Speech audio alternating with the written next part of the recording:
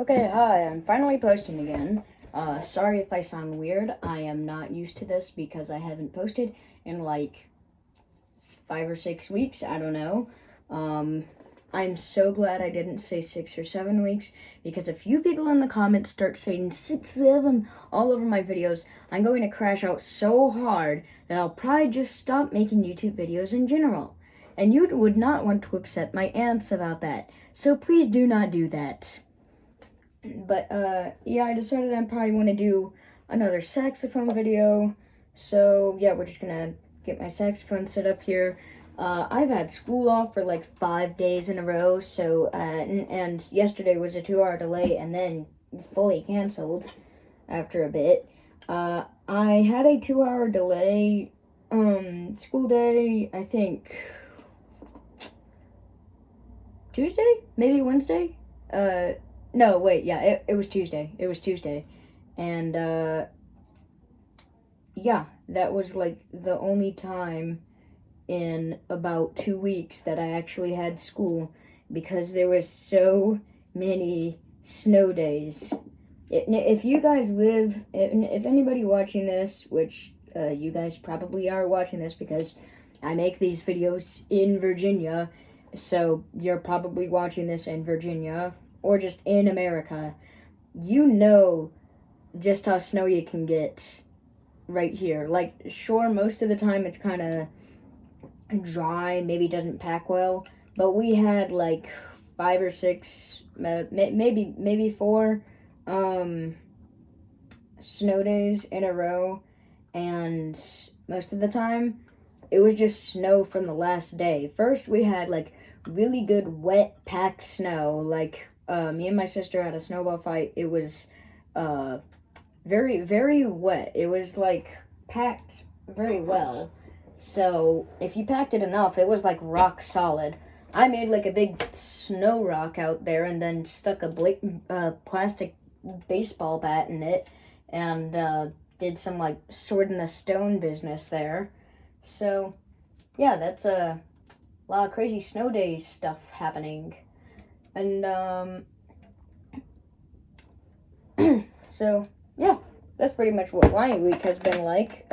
If you want to tell me what your week has been like, I would be very glad to hear that. You can just say that down in the comments. And yeah, also it would really help me like decide what to do in my YouTube career.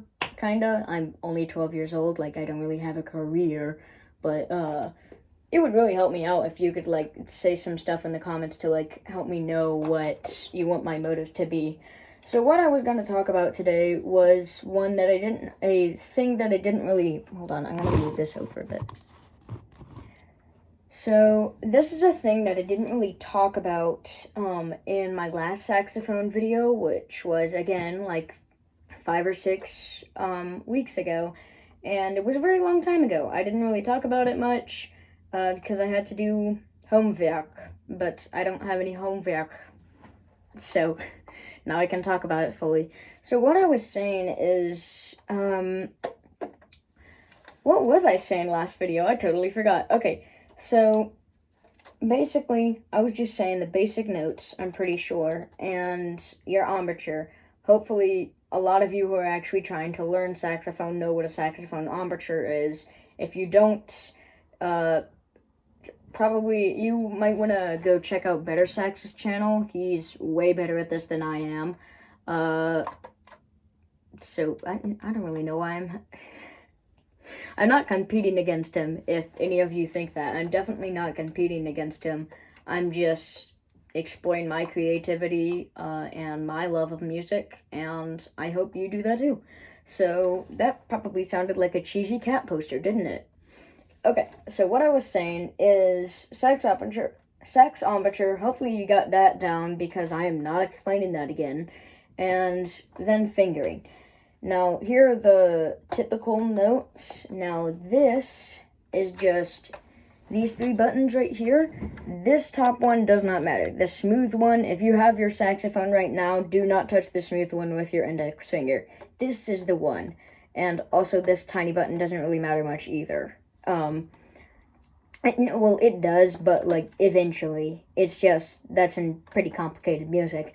And then this one right here is the one that you want to put your index finger on, then your middle finger here, and your ring finger here. And your pinky fingers usually go on these little tab keys, but we'll get to that later. And then your other three fingers. Oh, also you put your thumb. There should be this little black circle above this little key right here, which pushes up this thing. That's called the octave key.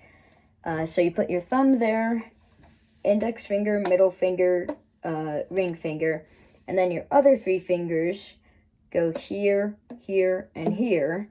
So basically the same thing. And then your pinky can also go on these tab keys, or just hold them up or on your ring finger, or even just balled up in a fist or something. You won't need these much if you're just starting saxophone. So I would recommend just like, unless you're gonna use them, just like curl your fingers up like this. And what you do with your right thumb is there's this little hook right here.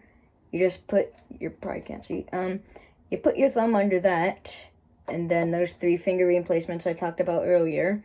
And that's basically how you hold up the saxophone, other than the neck strap, which provides a lot of leverage. Some people don't use it because they're like beefy and strong or whatever. I'm a 12-year-old boy with chicken arms, so I definitely need it. So this is what G should sound like, and make sure you're blowing with like relatively hard, steady air, and don't just lay your fingers down on the keys. You gotta actually push them down pretty hard. It doesn't matter if you're making a lot of noise with it, you just gotta push them down pretty hard. So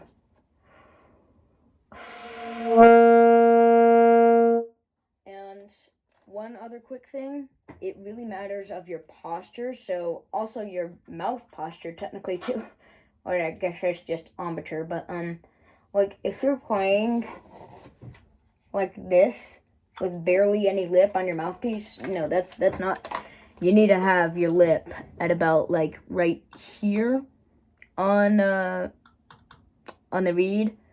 About right there is where you usually want to have your lips starting. So don't just have the reed barely on it. You want to have it like in your mouth. So here's what it sounds like with barely any lip in there. Very bad. But if you put the right amount of lip in there and get your mouth set up right.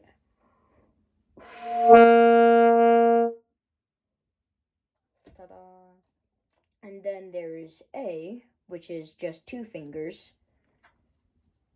And V. And this is also kind of, it's still kind of on the beginner scale, but so this is G, this is A, this is B, and if you already know music, you know there's probably a lot of variation, so you don't just keep going up. Like this isn't just the lowest note and then you keep letting fingers up and that's how it works. That's, no, you gotta, there's some variations to the fingerings. So this is C, just your middle finger down. This is what that sounds like. Now there is also C sharp, which is just no fingers, so that's what this sounds like. Now, you probably won't learn C sharp for a while if you're like in a band class at your school or something, or taking band lessons, because it's not really considered, how do I say this? It's not technically considered beginner material, but like sharps, flats, naturals, and all that is just like usually discarded in beginner stuff. But I'll teach you it. I'm here. So yeah, that's C and C sharp.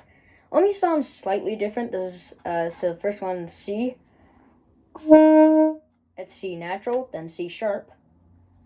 You could play the Jaws theme with that. And yeah, that's pretty much the beginner scale. So that altogether as a scale sounds like, or, which actually isn't in a scale. So, and then you've got a full scale, which contains some other notes, which have these pressed down, but also the octave key pushed down. So here's what that sounds like. Now that is D, and it's basically just, as you can see, it's G, and then if you're, maybe, let's say you were playing G on your right hand instead of your left hand, so this is normal G. In fact, actually, I think these 3 fingers down is a way of playing C sharp. Let me test that. Oh yeah, it is. But the original fingering is probably easier since it's literally just no fingers. But also, if you want to go super hardcore, you can play the low note version of C sharp, which sounds like a ship horn. And also this, which is even lower. Now, I don't even know what that note is, and I've been playing this for 4 months. And, so yeah. Okay, back to the beginner stuff. You probably had no idea what that meant. So yeah, here's your little bit of a normal scale. Here's G minor.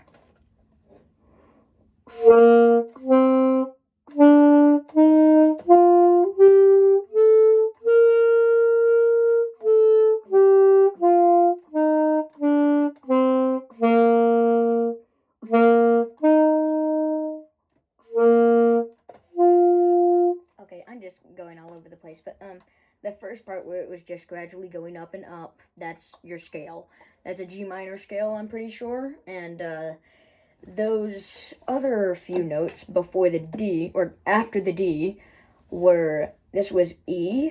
You're still holding the octave key down, you just can't see my thumb. And the octave key, I think I forgot to mention, this little black square, circle, where you're putting your left thumb, you just move up, and that's the octave key.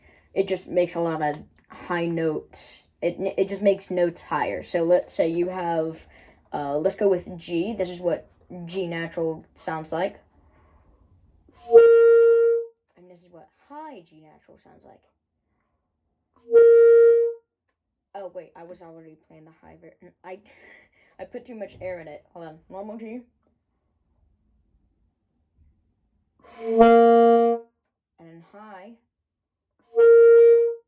Ta-da! And, so then let's go over that again. This G minor scale, this is what you do. This is G, A, B, C, D, E, F sharp, G, F sharp, E, D, C, B, A, G.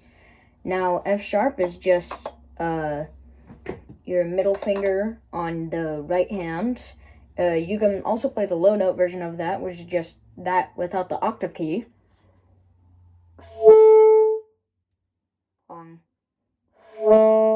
Okay, there it is, popped out. And here's the high note. So let's go ahead and do that scale again. This is...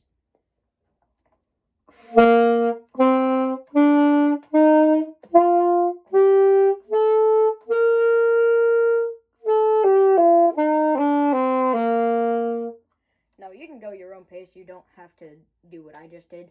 And also, there's this thing called tonguing, which is basically just you tap your tongue to the little edge of the... Oh, crap. Oh my gosh. Everything is falling apart. I don't have my... I used to have, like, this green mini tripod thing. I don't know where it is, so my phone might be falling a bit in this video. Okay. What was I saying? Okay. What I was saying was tonguing. You just tap your... oh gosh, my reed is far up. You tap the tip of your tongue to the tip of your reed, and that just basically stops it from vibrating, which creates sound the vibrating creates sound, I mean. So when you touch something to the tip of that, it can no longer vibrate, which means it can't make sound. So basically that's what what it sounds like.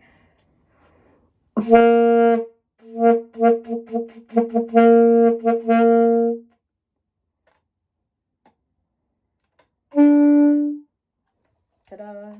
So, also what I do is I don't really tongue usually. I just have this weird thing with my throat.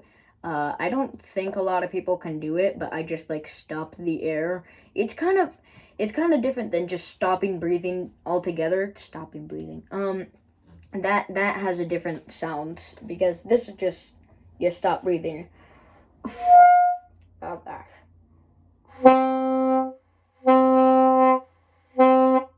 It just fades instead of just stops. This is what I do.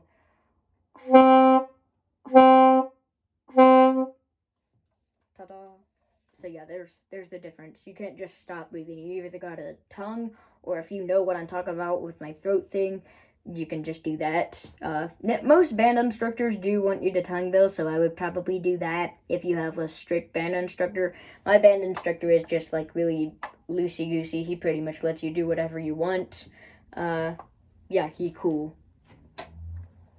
I am serious though. My band director is just like, he's awesome.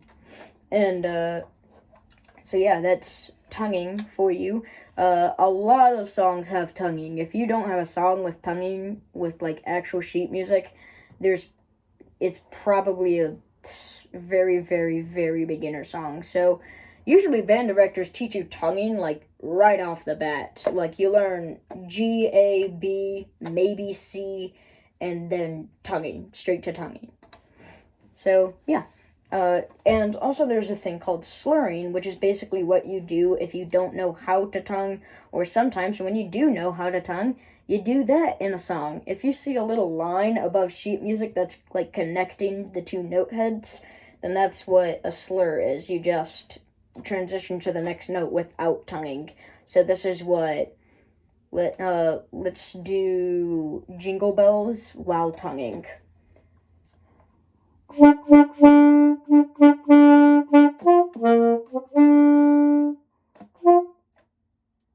I forgot Jingle Bells. Let me try this again.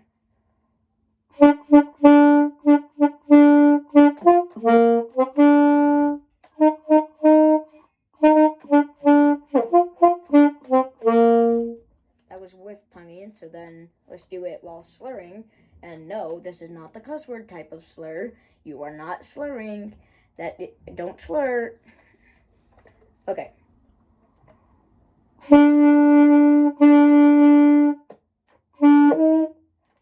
It's so hard to do without tonguing. Okay.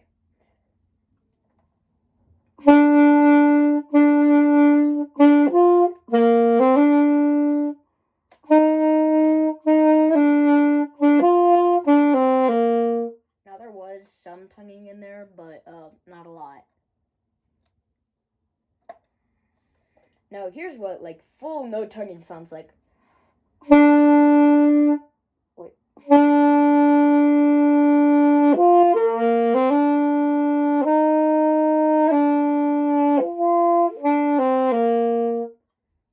You can't even tell that's Jingle Bells. Barely. You can barely tell that's Jingle Bells. So, yeah, that's basically band standards for you. So that's like beginner stuff. Okay, now, if you're not a beginner, you can keep watching. If you're also a beginner, you can also keep watching if you want to, but this is probably stuff you're not going to understand. So, now I'm going to teach you how to play a song. Now, the song we're going to play is something I haven't actually completely mastered myself, but we're going to play Pure Imagination from Willy Wonka movie. The Gene Wilder one. Not the Johnny Depp one and not the 2024 one. So, basically it's A, C, G, A, C, G, A, C, B, C, B, C, B, C, B, G. So that's the first part. So that sounds like...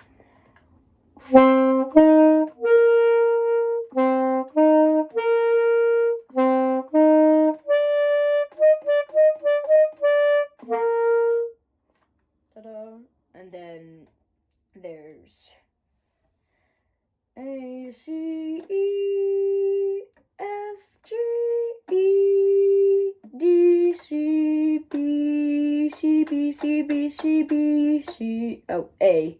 No, wait, G. The last note is G. Okay, so here's the full part. Wait.